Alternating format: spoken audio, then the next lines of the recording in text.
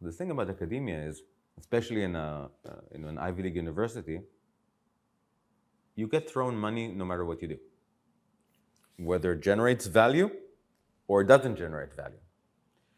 And I had this very simple thought.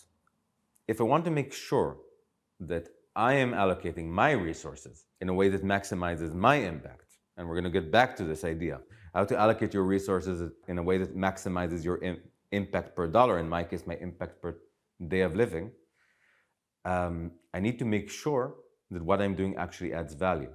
And that's why I started a for-profit company with a simple idea.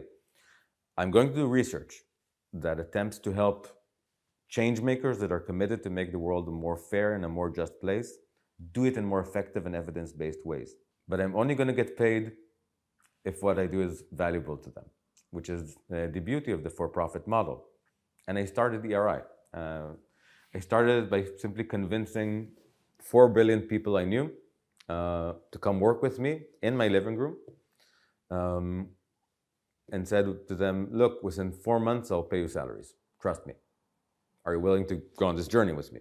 And they said, yes, and you better be right, because we're taking a huge risk.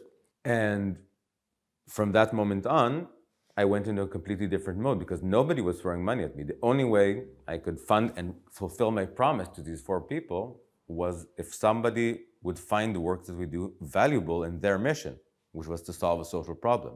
And within 4 months, that happened when the biggest humanitarian organization in our country decided that an idea that we had to build a multidimensional index for measuring poverty was valuable for changing policy on poverty in Israel. And from there, ERI grew to be the company it is today, working with governments, with philanthropists, with anybody who has the resource allocation question. I have a problem I want to solve. I have resources that are always scarce. How do I deploy my capital in a way that maximizes impact per dollar? And we've been doing that all around the world for a decade now. But the guiding idea and motivation remained the very same that I had when I was 30-something and I started the company. How to create value to people who are authentically engaged in making an unfair game more fair, and how to constantly improve on the tools that they have to make their resources go farther in impacting.